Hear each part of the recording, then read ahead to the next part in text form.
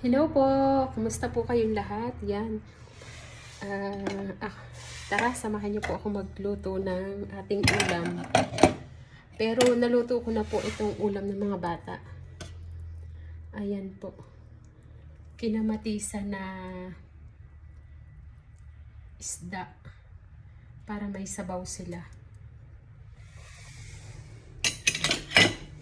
Tapos ang amin naman po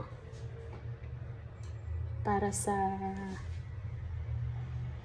adult isda po ang ating ipiprito.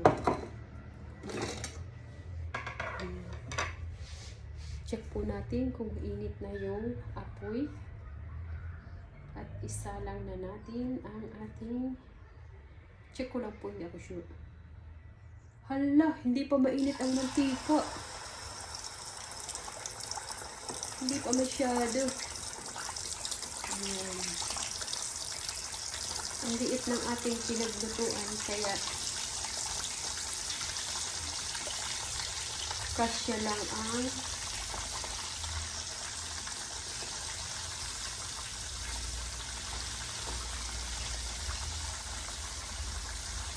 tatlong peraso.